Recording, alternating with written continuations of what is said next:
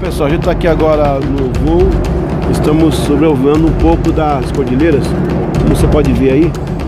Lá no canto tem umas montanhas geladas, são um dos picos mais altos aqui do país do Chile.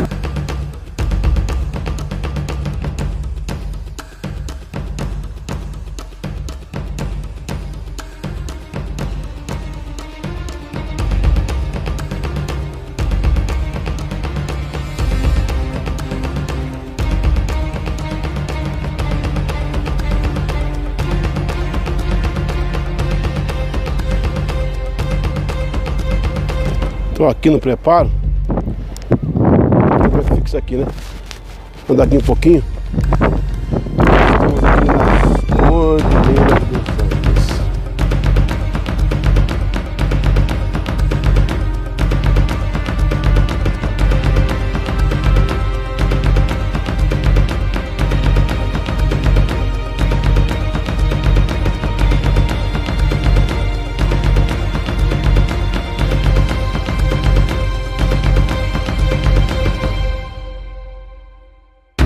Pronto, agora vai dar. Não é possível. Vamos lá, é possível.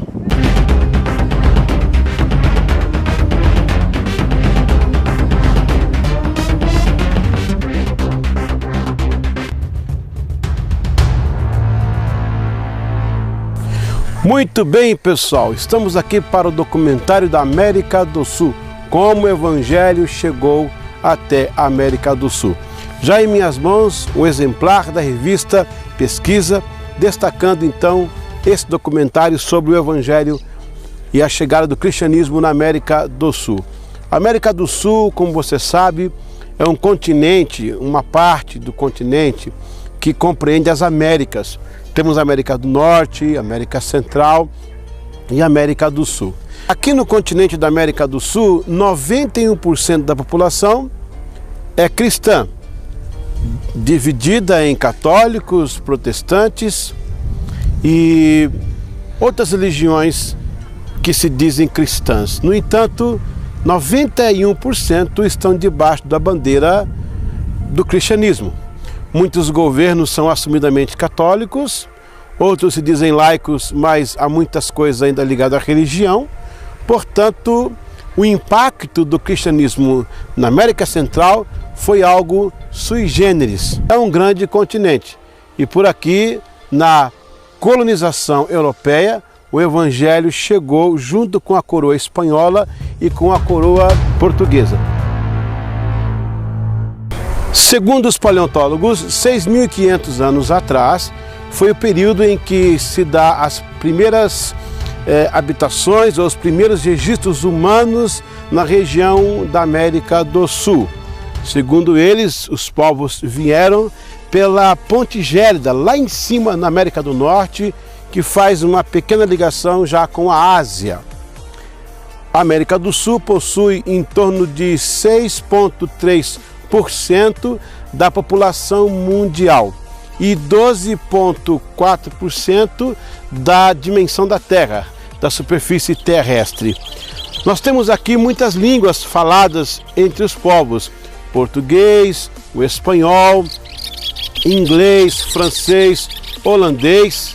Temos também alguns dialetos como o crioulo, temos também o guarani, o quechua, o aimará e outros tantos códigos também, sinais que foram desenvolvidos. Lá em Machu Picchu, no Peru, por exemplo, tem lá templos dos Incas que são coisas que ainda são incógnitas para os estudiosos.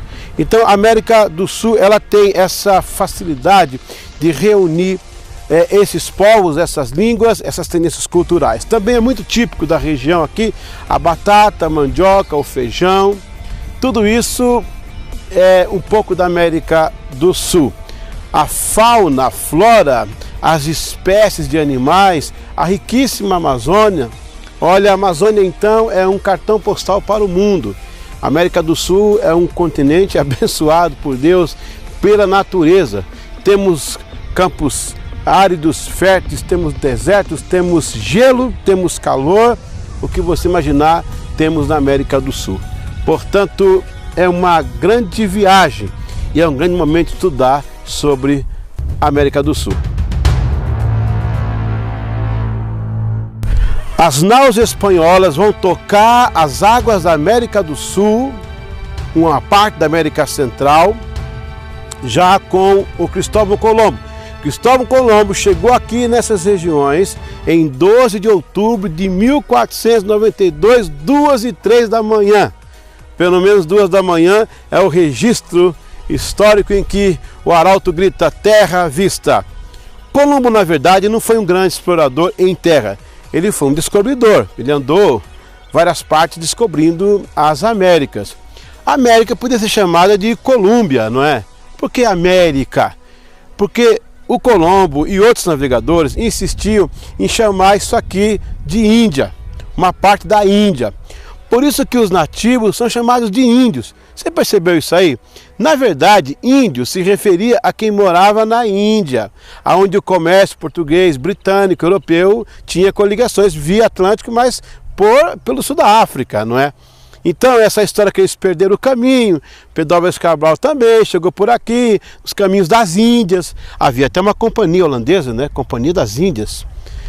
Eles chamavam os nativos de índios por causa da Índia, por isso que são índios.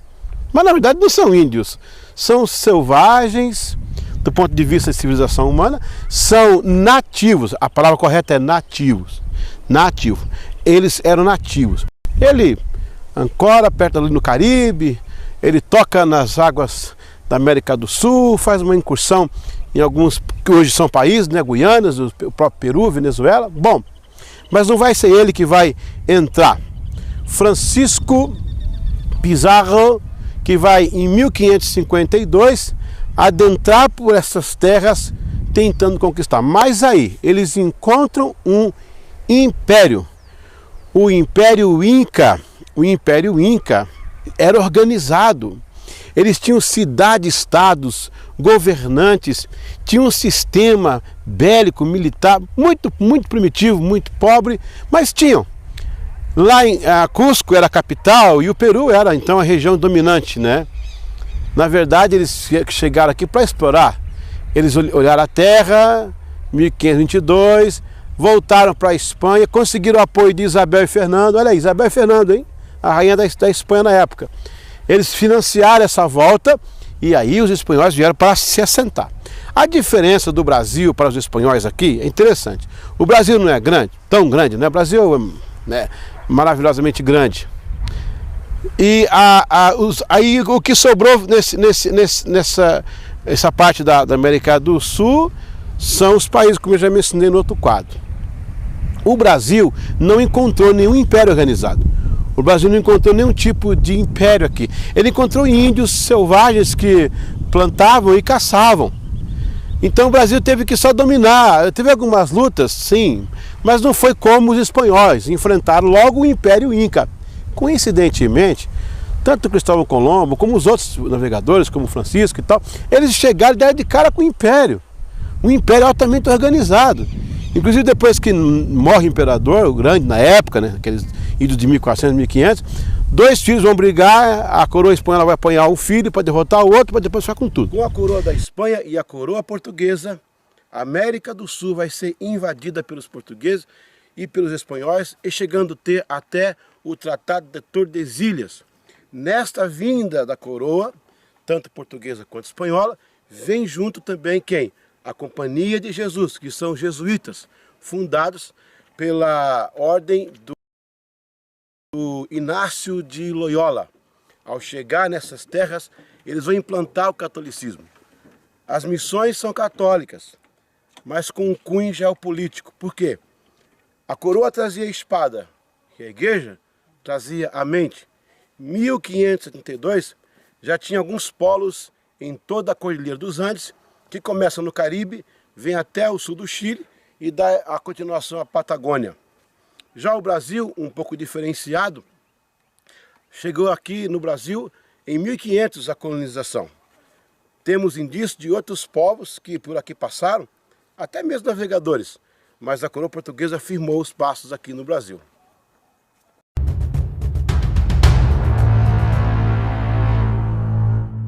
Bom, como você sabe, a colonização espanhola e a portuguesa, as coroas espanholas e portuguesas, chegavam aqui com o respaldo da Igreja Católica.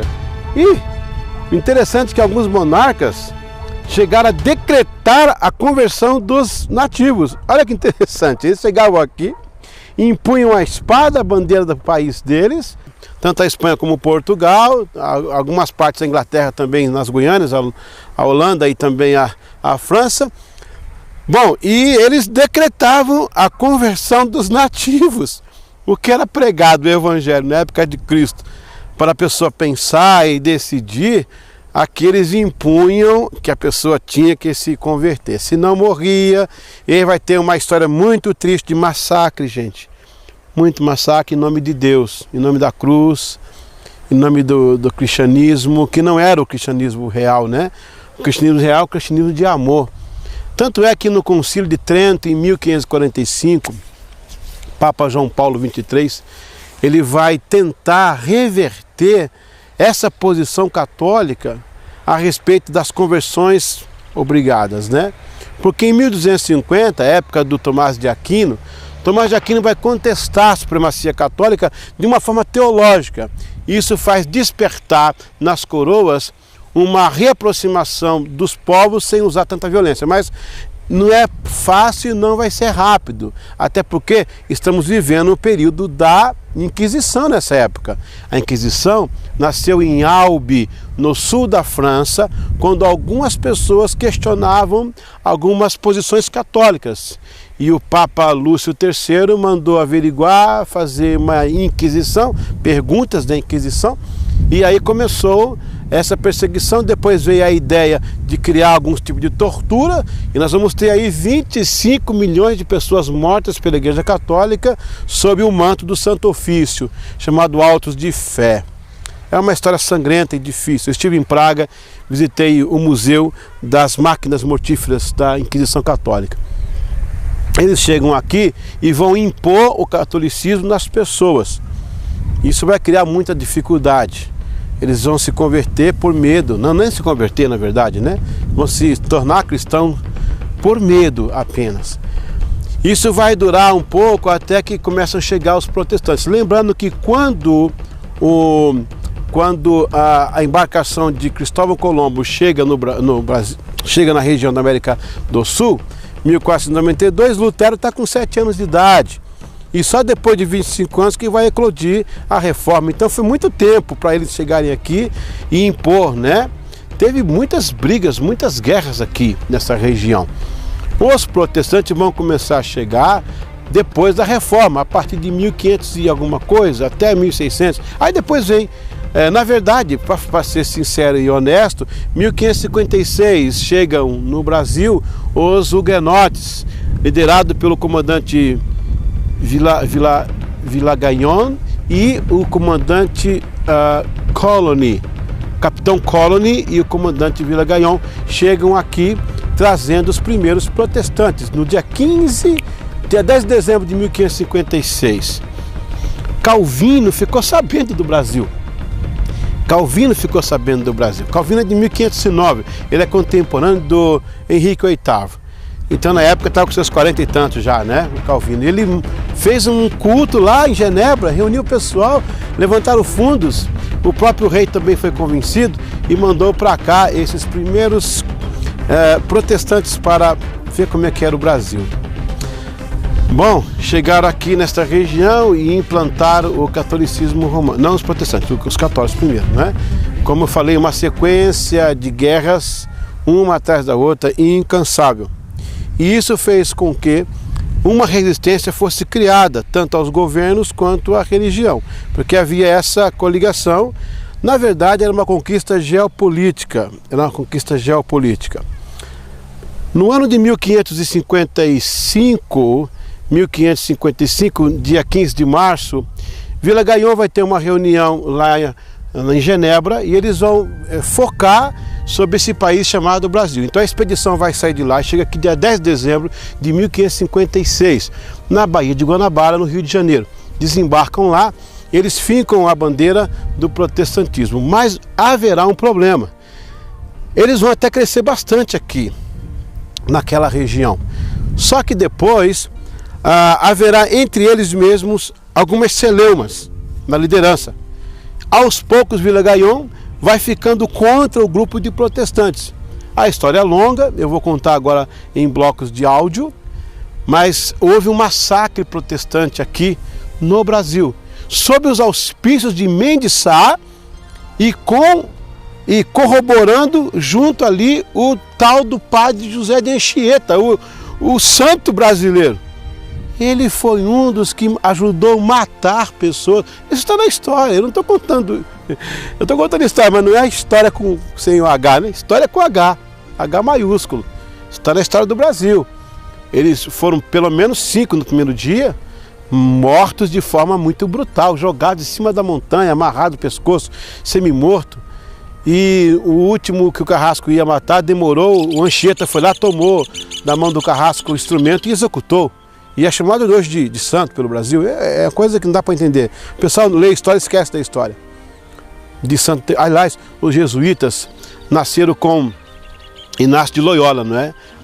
O começo foi interessante. Eles tinham uma grande ideia sobre social, sobre a ajuda das campanhas da igreja no mundo com a proteção das coroas. Mas depois ficaram muito difícil de lidar com eles. Eles faziam atrocidades que você não quer imaginar. Inclusive eu tenho um tio trisavô que em Bengala, ele é da família do meu avô, do Jonas Estevão de Moraes. Ele é bisavô do meu avô. É meu trisavô, bem aí para cima. Então nessa situação em Bengala, ele foi arrastado e bateram nele até achar que ele estava morto. Quando ele estava ensanguentado no chão, caído desmaiado, disseram: matamos esse protestante. Foram embora e a minha tia trisavó veio para recolher o corpo todo ensanguentado, mas ele estava vivo ainda. Os jesuítas chegaram a ser expulsos de alguns países por causa da atrocidade. O Brasil vai receber uma outra leva de protestantes que vai ser em 1640. Aí já são os holandeses que vieram para cá com Maurício de Nassau. É interessante porque naquela época Portugal estava sendo atingido pela guerra com a Espanha. A Espanha estava tentando dominar Portugal. E Portugal abre as portas para os holandeses vir para cá, para o Brasil, como se fosse uma aliança política, na verdade.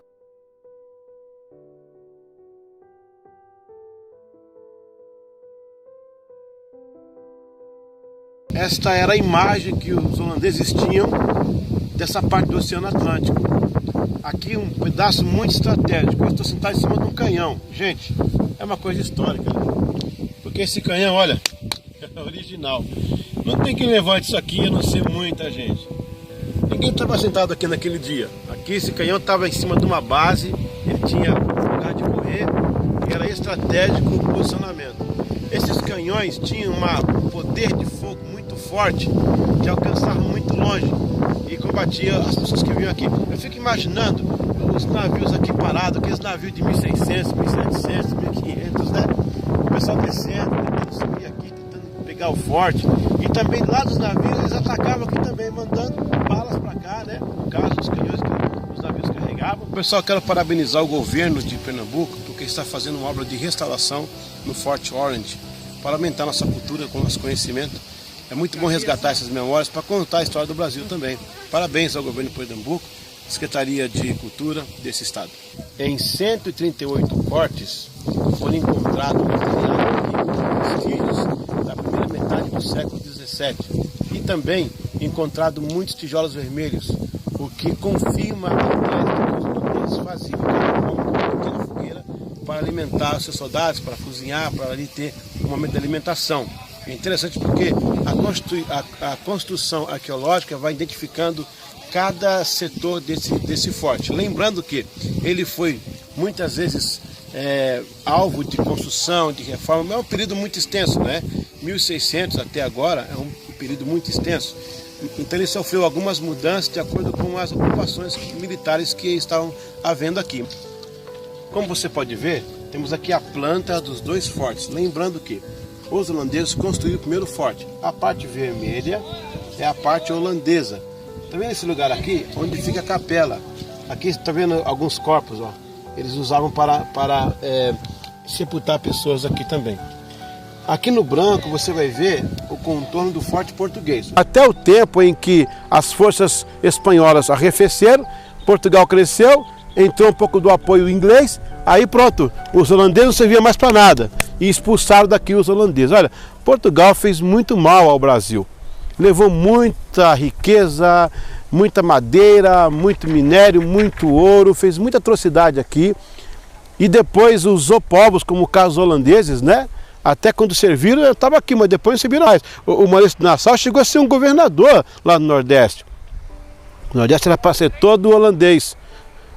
Eles ficaram aqui um bom tempo, chegaram a ter várias igrejas, quase 60 igrejas, muitos obreiros. Até que houve a perseguição. Na escola ensina que os holandeses tentaram invadir o Brasil. A história não é bem assim. Houve sim uma ação política por parte do governo, não dos protestantes. E isso era uma defesa contra a perseguição da coroa portuguesa. Então tem dois lados da história que precisam ser contados. Não simplesmente que os holandeses chegaram aqui e foram... olha, como é que um povo chega aqui combatendo e constrói fortes, e constrói casas, prédios? Então, a história não está bem contada, não é por aí que se conta essa história. Na verdade, eles vieram para cá para estabelecer o protestantismo. Lembrando que os holandeses são oriundos da Igreja Reformada. Aí eu estou falando de Amsterdã, na Holanda, quando tem ali o berço do protestantismo também. E da Holanda vai vir quem?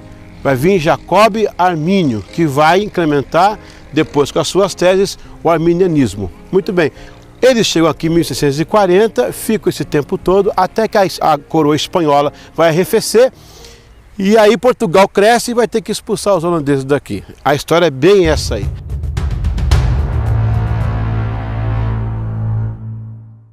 A terceira leva dos protestantes no Brasil vai acontecer depois de 1800. Aí vai ter uma pausa grande depois que vão embora os holandeses.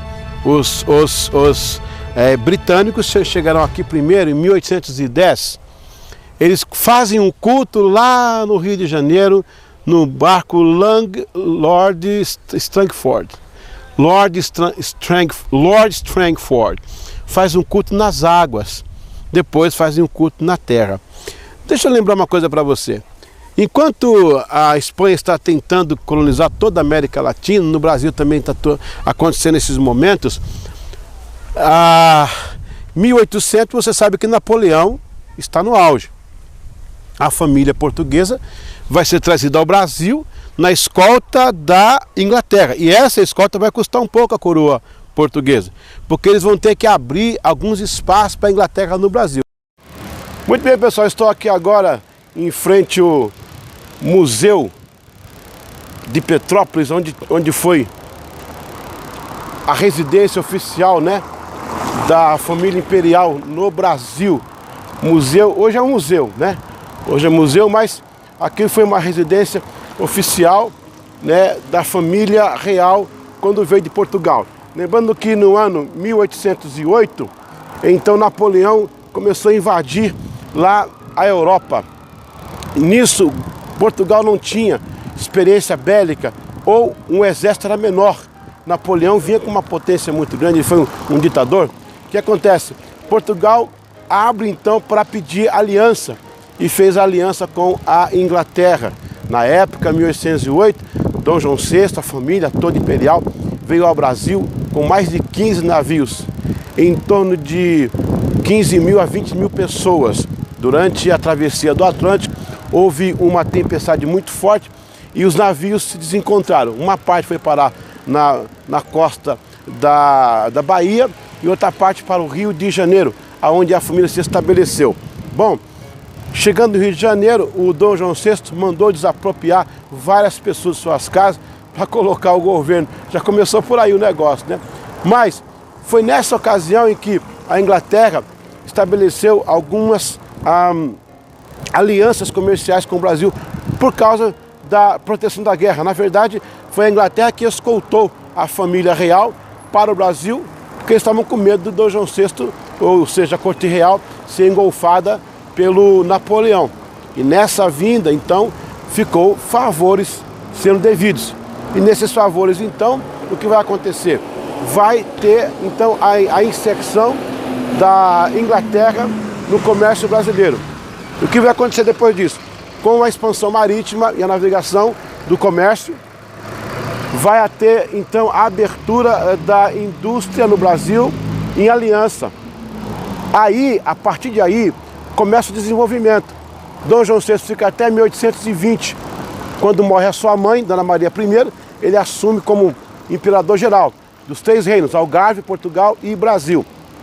No ano 1820, então Portugal começa a reclamar a sua volta. E aí ele volta e Dom Pedro I assume o Brasil, mas já assumiu com as alianças feitas com a Inglaterra. E aí vai ter o desenvolvimento que na época era os trilhos, que seria então a ferrovia. E os ingleses vêm para cá e começam a trabalhar com as ferrovias. E nesse trabalhar com as ferrovias, os britânicos se estabelecem no Brasil. As ferrovias, Dom Pedro II vai trabalhar muito nelas, vai expandir Dom Pedro II, até aquela companhia mogiana, muito conhecida. Nós vamos ter as ferrovias do Brasil pelo respaldo inglês. Atrás de mim está uma locomotiva usada no século passado para transportar no ciclo do café essa região de Minas Gerais. A ferrovia nasceu na Inglaterra com uma ideia alemã do século XVI, mas foram os gregos no ano 600 a.C. que iniciou o sistema de carregar coisas sobre trilhos. Na verdade não era de ferro, na verdade era uma rua só feita para carregar e transportar coisas dos portos. Isso foi lá em Corinto, na Grécia.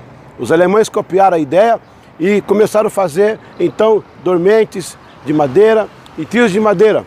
E começou a fazer os caminhos de carroça, que chamam, né? Wagon.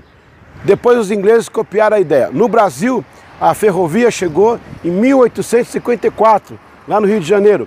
E os ingleses, então, puderam construir várias ferrovias em todo o Brasil.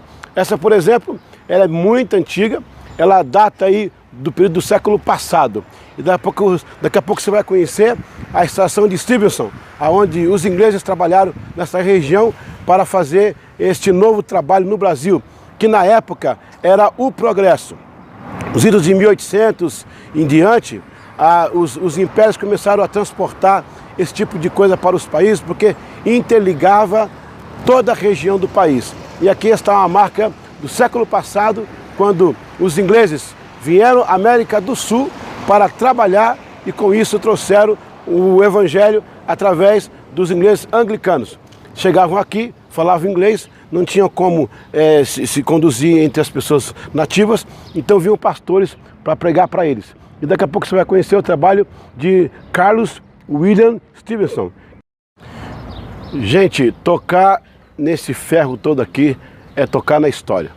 Essa máquina trabalhou muito, por muitos anos, trazendo o progresso para o Brasil. Uma marca inglesa, aliás, uma marca da presença inglesa e alemã no Brasil, mais inglesa. Por todo o Brasil, o desenvolvimento por causa do ciclo do café foi evidenciado pela locomotiva. Olha, Dom Pedro II chegou a inaugurar a empresa mogiana de 1869. Ele chegou a inaugurar e trouxe assim o progresso para o Brasil. Com essa presença inglesa no Brasil, então muitos anglicanos, muitos crentes da igreja anglicana vieram para cá trabalhar, não sabiam falar o português. Então eles pediam pastores para virem para cá para fazer a obra de Deus. E aí aconteceu que o Brasil recebeu também o evangelho aqui na América do Sul. Eu estou aqui agora na estação de Stephenson. Olha só, atrás de mim está a ferrovia que atravessa e coliga com o Brasil inteiro. Estação de Stephenson, ela é de 1927, mas essa estrada passou aqui em 1889. Dom Pedro II inaugurou a ferrovia do Brasil em seu tempo, inclusive na história da Mogiana, que é uma ferrovia que começa lá em Campinas. Agora preste bem atenção, aqui em cima está a prova da presença inglesa no Brasil. Olha lá, você está vendo ali, ó, escrito Stevenson, bem lá em cima, Carlos William Stevenson, nasceu em Campinas, filho de imigrantes estrangeiros. Ele se formou em engenharia civil e acabou morrendo em 1946, mas seu período de vida ele trabalhou na construção de várias ferrovias pelo Brasil. Agora, por que Campinas, gente? Porque Santa Bárbara do Oeste, Santa Bárbara, Saltinho, Americana, já está falando, presença dos americanos, presença dos ingleses. Você vai ter ali Casa Branca. Por que, gente? Alguém me ajuda? Casa Branca, White House. Então, não só os ingleses, mas também os americanos por aqui passaram. 1843, vão chegar aqui os primeiros metodistas, motivados por duas coisas. Guerra Civil Americana, eles vêm para a América do Sul, porque está vendo aquela confluência nos Estados Unidos, e aí os missionários vêm para atender esse povo em inglês. Aqui tem a placa, olha, eu falei ali a data, e a data está aqui. Então por isso que é bom estudar e fazer pesquisa. Olha, está aqui a data, construída na zona rural da região de Fundão, inaugurada em 1927, estação ferroviária Stevenson. Agora, em 1970, ela foi abandonada. Isso aqui, você não tem ideia? Isso aqui virou um bar. Aqui tinha forró. Dá para entender? Minha gente do coração, estou aqui com o pastor Joaquim, homem de Deus, pastor Joaquim. Aqui em Petrópolis, gente, não é Petrópolis, viu? Todo mundo fala Petrópolis, pelo amor de Deus. É Petrópolis, não. Petrópolis. Petrópolis, cidade da pedra. Imperial. Imperial. Aqui realmente é na rocha, né, pastor Joaquim? Na rocha. O pastor Joaquim sabe disso. É na rocha aqui. A gente está indo agora dar para você uma fachada do Museu Imperial. Foi um museu, pastor, que foi a residência oficial da família imperial aqui no Brasil, Isso, né? É. Quer dizer, uma das, né? Uma das, é. Que eles tinham residências em qualquer lugar. Aqui ele teve três, é o Museu Imperial, a Casa da Princesa Isabel e a casa onde morava Pedro II. O Pedro II morou aqui também. Morou, é. Poxa, que legal. A casa do príncipe, tá? Nós vamos passar em frente a ela. A família real ainda existe aí, né? Quer dizer, existe. A ramificação deles, né? O neto, o Dom Orleans, mora em Petrópolis. É. Então vamos passar lá. Assim, mas a família imperial ainda existe. Existe. Eles não têm nenhum poder sobre o governo, apesar que devem receber alguma coisa, né? Recebe. Não sei, porque... Aqui em Petrópolis... os impostos... Os impostos. Quando a gente negocia uma casa, por exemplo, pastor Eliseu, se eu te vender uma casa... Ao você passar a casa para o teu nome, você paga 2% de laudênio. Esse 2% vai para essa família. É normal isso? É normal. Aí se você vender a casa para um outro terceiro, quando ele for passar a casa para o nome dele, paga também 2% de laudênio. É, gente, tá aí, ó. Coisa boa é ser imperial. Nós paramos aqui agora para tomar um café. Aqui é o seu Manelo, nosso driver. Nosso... Um saludo para Brasil. Ei, Brasil. Un saludo para Brasil, mi segundo país. Oh, sí, muy bueno. Santa Isabel. Un saludo. Santa Isabel. Saludo Brasil. Un saludo para Brasil, São Paulo. São Paulo. Sim. Curitiba. Un saludo para São Paulo, Brasil, Chile. Aê. Yo. Pessoal, estamos aqui no carro já com a Giane. Tudo bem, Giane? Tudo bem? Giane, uma amiga nossa de São Paulo, ela foi ovelha do meu irmão em Mariporã. Mariporã. E conhecemos seus filhos, foram amigos dos meus filhos, né? Sim. E agora está aqui no Chile, está me auxiliando nessa viagem aqui. A gente está seguindo agora com um casal de amigos que são aqui chilenos, né? Aí depois eu mostro isso com calma para vocês que está dirigindo agora. Daqui a pouco a gente tá? Deus abençoe. Pessoal, está amanhecendo aqui no Chile, muito frio. E eu estou indo agora para as montanhas lá das Cordilheiras dos Andes, que vai estar bem mais frio, né?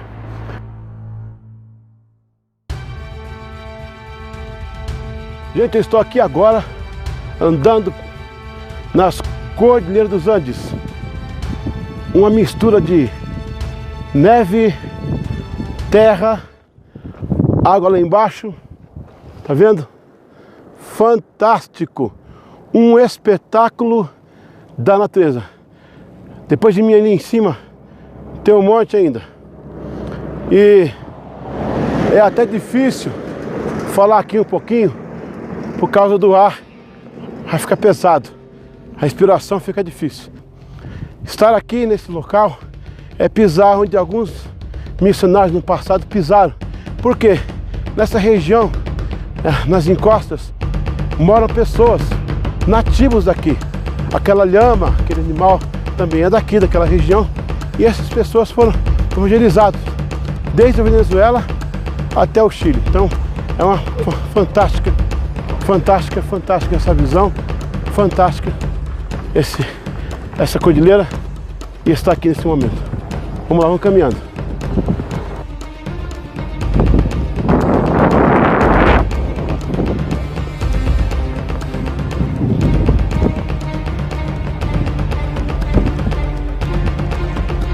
Estou aqui no preparo. Isso aqui, né? Andar aqui um pouquinho. Estamos aqui nas Cordilheiras dos Andes.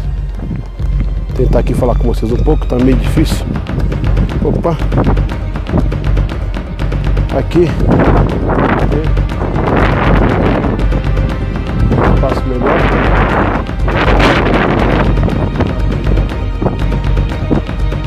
Vamos lá.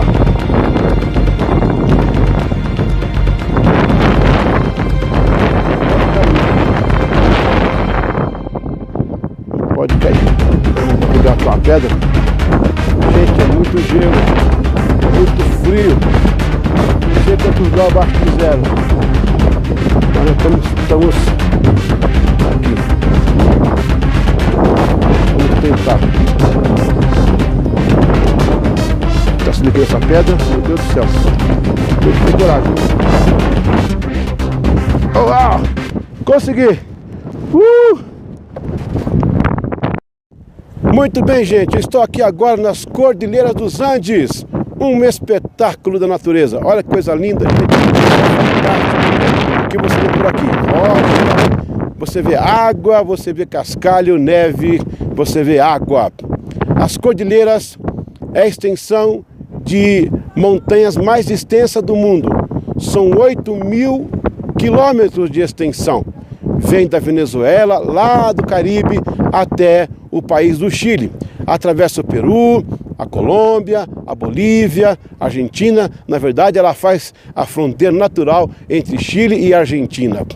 São 160 quilômetros de uma área plana em cima, chamada Planilha. Imaginou isso? Lá no topo, 4.000 metros de altura, há um lugar bem plano, com 160 quilômetros. Gente, é tremendo. A ideia disso aqui, a gente tem pouca, né? Ela possui 4.000 metros de altura, com o pico maior é o Pico Concagua, que tem 6.692 metros de altura. Foi nesta montanha, ou nessa cordilheira, que caiu o voo 571 da empresa uruguaia, aquele voo em que morreram muitas pessoas. Estavam 72 a bordo, apenas 16 sobreviveram, e as que sobreviveram tiveram que comer a carne um dos outros. Essa montanha agregou por milhares de anos pessoas aqui nessa região. Na verdade, ela é resultado de um acontecimento natural, que foi a junção das placas tectônicas, a placa identificada como Nazca e a placa da América do Sul. Elas se juntaram, segundo os cientistas cientólogos, há milhões de anos atrás e fizeram então essa cordilheira. É algo fantástico. E o ponto mais importante para mim aqui é dizer que durante toda essa jornada, desde o século XV para cá, os indígenas que moravam aqui anteriormente, alguns ainda estão, mas na época era só eles. Quando os espanhóis chegaram aqui no século XV, começaram a colonizar, veio também as missões. Primeiro as missões católicas e depois as protestantes. Muito comum nessa área, gente, você ver na história a presença das missões. do Evangelho chegando aqui neste lugar, inclusive os nossos irmãos protestantes. Veja uma coisa interessante, eu estou aqui agora congelando, é muito frio, a dificuldade aqui é tremenda, mas esses missionários não mediram esforço de virem aqui no Evangelho naquela época, e agora temos aqui igrejas, missões. Atualmente há missões em toda essa cordilheira, digo embaixo, né? Ninguém mora aqui em cima, muito difícil. Mas nas beiradas, onde tem vegetação, há muitas pessoas. E esses missionários vieram para cá, deram sua vida, seu tempo, morreram aqui para pregar a palavra de Deus. E eu digo a você agora, eu pergunto a você agora, o que fazer do nosso conforto?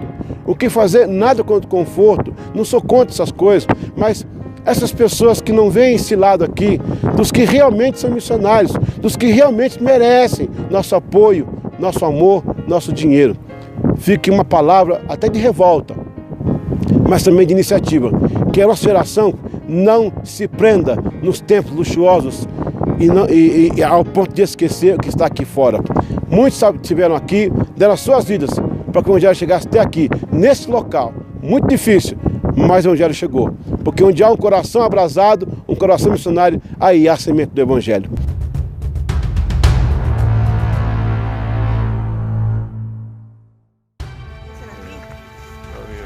Tem uma vilinha aqui da região, ao pé da montanha, tem umas cabanas, comida, para ir no banheiro se você quiser. Fantástico. Lá em cima está a montanha. Lá em cima. Eu quero ouvir o pessoal vir cantar aqui, ó. Essa montanha se moverá, se moverá. Vem cantar isso aqui. Vem fazer montanha mover aqui. Pessoal, enquanto estamos andando aqui, ó, começou a cair um pouco de neve, ó. Neve caindo aqui, ó. Aqui é um lugarzinho cheio de cabana aí, ó. Olha lá a montanha tremenda lá em cima. Cheio de cabaninha para você comer, lanchar, ir no banheiro. A neve caindo. Beleza.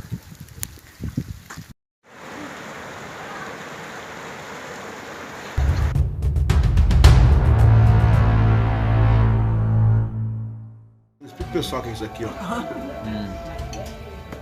Esse prato é uma caçuela, é um prato típico aqui do Chile. Um prato típico, caçuela. Caçuela. E tem Sapaio. aqui se chama sapaio italiano, mas Sapaio. sapaio é abóbora, Papa. milho e batata, E pollo, presa de pollo. frango, Arroz. frango, arroz, Presa de pollo. Pimentãozinho aqui. pimentão Muita água. e Cebolla. faltou, creio que a cenoura. Zanahoria. Aqui, ó. Sim, não, então não faltou Essa é zanahoria. esse pimentão. Pimentão. Pessoal. Sim, é cenoura. E este cenoura. es Aqui se fala cenoura, mas é um prato típico do Chile, é muito gostoso. Caçuela. cazuela de ave. Vai caçoar de mim? É isso aí. Porque puede ser Seria uma también, sopa no Brasil. É uma sopa. porque aquí, Vou tentar. también acá es En este, cazuela. en este caso es cazuela de ave, porque el otro puede ser cazuela de vacuno. Claro, o puede ser cazuela de pavo. Que é vacuno? Una vaca. Ah, carne de vaca. O puede ser cazuela de O pavo. nome é caçuela. De ave. Cazuela de ave. Cazuela de aves.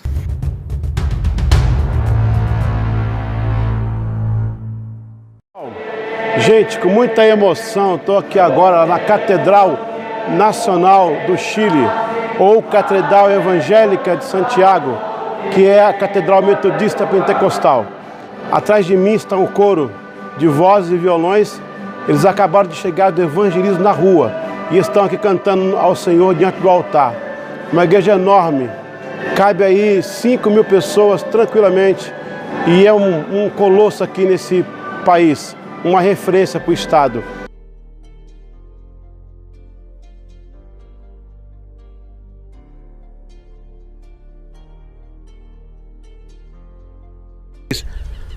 As ferrovias são um aperfeiçoamento de um trabalho alemão. Os alemães saíram na frente, mas na verdade o primeiro registro de wagon, né, vagão sobre trilhos, vem da Grécia, 603 a.C. Pode. Os alemães aperfeiçoaram a técnica e os britânicos então se especializaram nisso.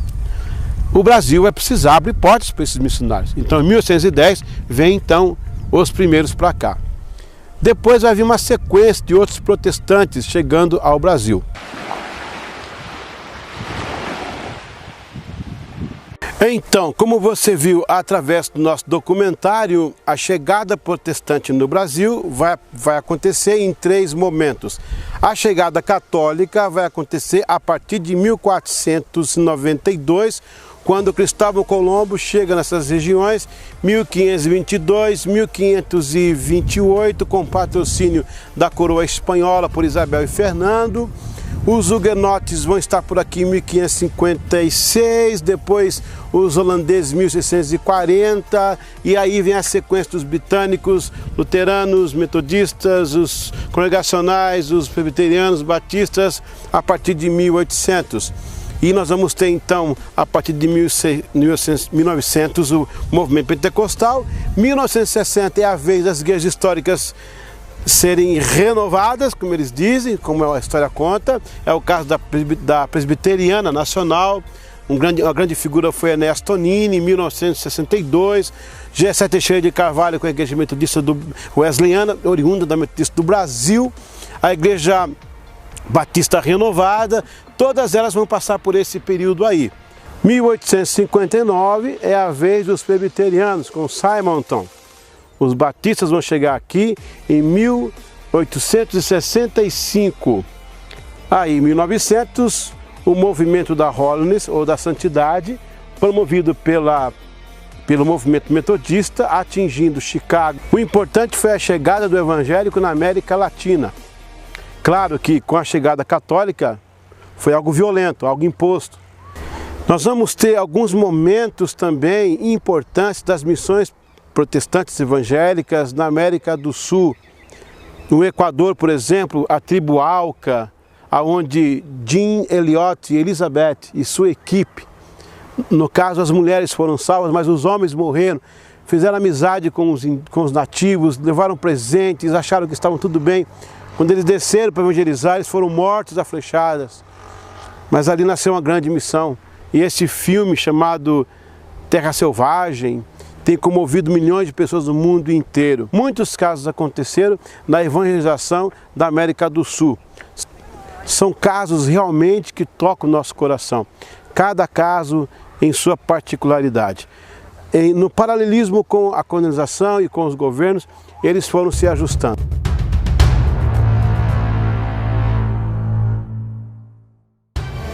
Olá pessoal, estou numa pausa aqui agora dos estudos. Estou aqui na salinha, na saleta de meditação, aqui no Chile. E essa manhã eu estava estudando um pouquinho sobre as missões na Patagônia. As missões que foram empreendidas pelos britânicos, na verdade, 1800 em diante, né? Eles começam a aparecer pela região. Eu estou aqui agora no final das cordilheiras, né? Quer dizer, um pouquinho já quase chegando no final dela, que eu estou aqui em Chile. Depois das cordilheiras dos Andes, nós vamos ter lá embaixo, na Argentina, ou nas Malvinas, aquela região, a Patagônia, ou La Tierra de Fuego, a Terra do Fogo. Uma região até certo ponto inóspita, mas lá tem habitantes, tem indígenas, né? Tem pessoas, e agora tem portos, tem até aeroportos que ali perto o pessoal vai. Recentemente a gente presenciou muita disputa com relação às Ilhas Malvinas, enfim. É uma região habitada e, portanto, foi alvo de missões. Nessa região aqui esteve alguns missionários proeminentes britânicos, né? Entre eles também anglicanos.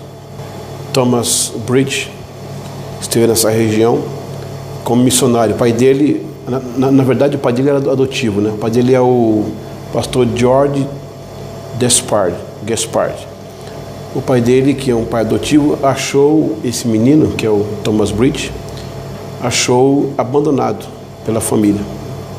Criança de 3, 4 anos. Ele criou, e depois que estava mocinho, 14 anos, eles vieram aqui lá da Inglaterra para que esse sul da Argentina, sul do Chile, Argentina, aqui para fazer missões, né?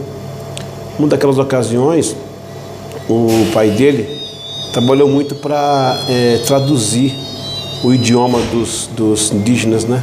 Que era o Iamana, acho que é Iamana, naquela região. E ele traduziu a Bíblia, alguns textos para aquele pessoal. Ele foi traduzindo, foi passando para eles de forma bem informal, não tinha contato direto, era questão de emissários, uma coisa rápida, uma entrega. O fato é que ele achou que tinha conseguido uma boa amizade com os índios. Então ele idealizou uma ida de missionários num navio, num barco tripulado para pregar. E quando chegou nesse local, que é essa região dos Iamanas, né, que é a tribo de lá local, a tribo atacou no primeiro culto que eles fizeram, começaram a fazer um culto lá de oração a Deus. A tribo atacou e matou todos os missionários. Morreram todos. Só escapou o cozinheiro que estava dentro do barco. Depois uma missão veio e resgatou aquele cozinheiro e lhe contou como foi o ataque, como foi aquela situação. De fato, quem era para estar nesse barco era um outro missionário, que é o Allen Gardner. Que ele era para estar nessa missão nesse dia. Ele estava na Inglaterra, não pôde estar. Depois ficou sabendo da situação.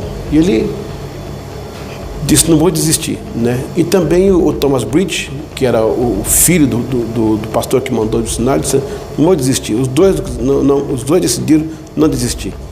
O Bridge continuou traduzindo a Bíblia, o livro de Lucas, o livro de João, o livro de Atos, e depois ele viajou, como ele dominava a língua, ele viajou sozinho e conseguiu convencer os indígenas para que não atacasse mais o homem branco, e aí ele conseguiu estabelecer uma missão lá dentro daquelas ilhas.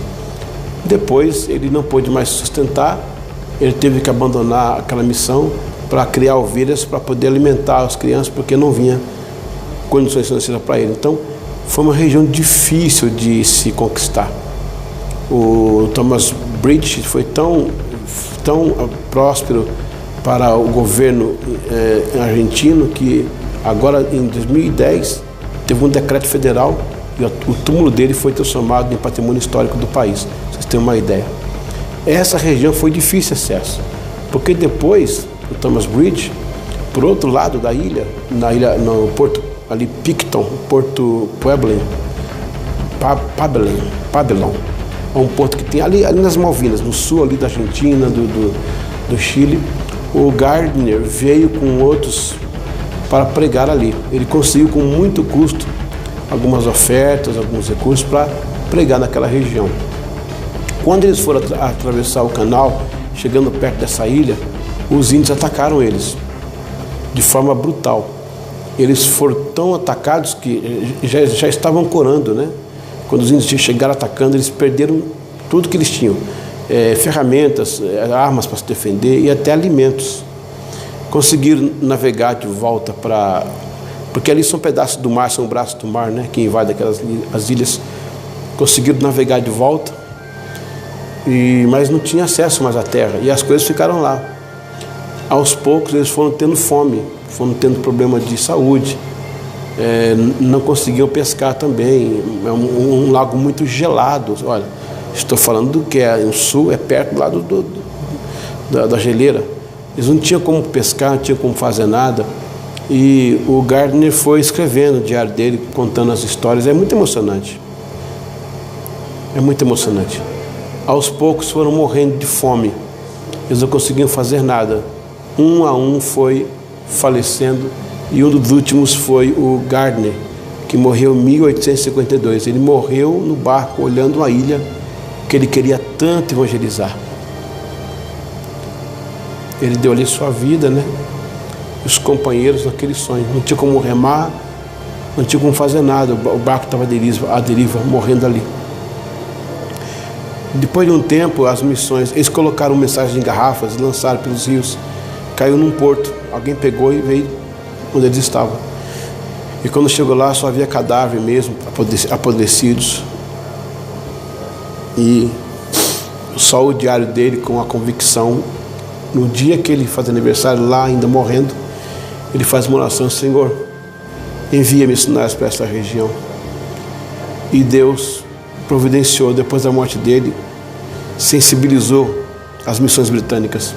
E vieram muitos missionários. Hoje a região está cheia de igrejas, de missões, que aqueles rapazes ali deram a sua vida. Aí eu pergunto, né? O sacrifício deles foi a morte. Qual que é o seu?